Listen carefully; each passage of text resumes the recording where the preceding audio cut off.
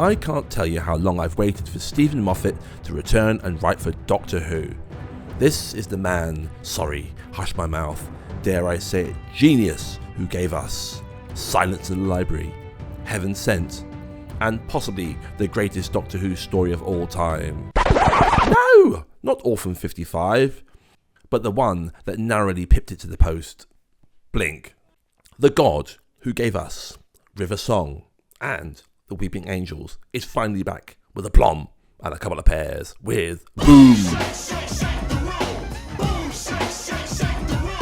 Boom takes us to an alien planet where there is an ongoing war. We are introduced to religious soldiers. It's unclear if this is the Anglican army and is connected to the clerics in Time of the Angels and Flesh and Stone, but as they're both written by Moffat, I assume they are. The Doctor steps on a landmine, which doesn't go off now, but he can't move. The whole story is obviously an homage to the opening of the first episode of Genesis of the Daleks. The only difference is, Harry sorts out the problem quickly with a few rocks, and our merry trio quickly are on their way to have possibly one of the greatest Doctor Who adventures ever. On the whole, I was absolutely gripped throughout most of the episode. I enjoy episodes and TV shows when they try to do something a little different, like the episode David and Maureen in Psychoville, where the whole episode was done in 2 takes to make it look like one. Or Living in Harmony from The Prisoner, where the entire episode is played out like a western. And Boom was equally fantastic, as the whole episode stayed mostly in one place, and even though it was outdoors, it still gave you that sense of cabin fever. The cast was solid, and Keelan Springall, who played Splice, played her part really well. At first, I wondered why she wasn't so upset when her father died, but when she said, "Silly, he's not gone. He's just dead. He's not gone," it made it all perfectly clear, and kind of put the Doctor a little in his place. I found the blind faith is bad and war is bad a little hammered home at times. It was pretty obvious to the viewers without having to have it signposted. Okay. I'm sorry, Mr. Mackey. Okay. To be honest, these are small details, as the Doctor turns it around and says, "Just because I don't like it, doesn't mean I don't need it." All in all, this reminded me of a top-notch Capaldi episode at its best. Simply put, sublime writing that can only be executed by talented acting. On another musical geeky note, the song that the 15th Doctor sings, which is called the Skyboat Song, is the same that the 2nd Doctor plays on his recorder in The Web of Fear.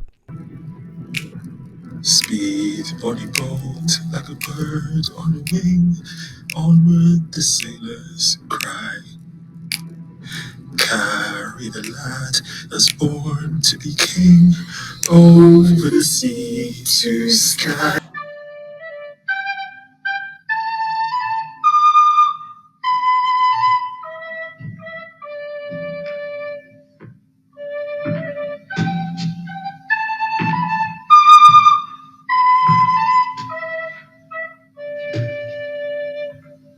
The original song was about a man lamenting about unrequited love to a cuckoo by the poet William Ross in 1782, called Cuckoo of the Tree. In 1870, Sir Harold Bolton, a singer and songwriter, penned fresh lyrics depicting Bonnie Prince Charlie's journey from Benbecula to the Isle of Skye, as he eluded capture by the government soldiers following his defeat at the Battle of Culloden in 1746. Then in 1885, Robert Louis Stevenson wrote his own version because he didn't like Bolton's version.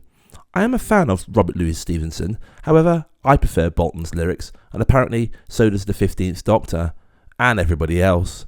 In fact, when I did a little research of versions of the song, I couldn't actually find a Stevenson version. My overall verdict?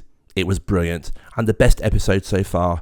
Oh, and the sad old man that once told the Doctor, "What survives of us is love," was in fact Philip Larkin. It's a line from his poem, An Arundel Tomb, published in 1964. Do you agree or disagree with this review? Please let me know in the comment sections, and don't forget to like and subscribe. I'll be following up this review with 73 yards. Time has transfigured them into untruth. The stone fidelity they hardly meant has come to be their final blazon, and to prove our almost instinct almost true. What will survive of us is love.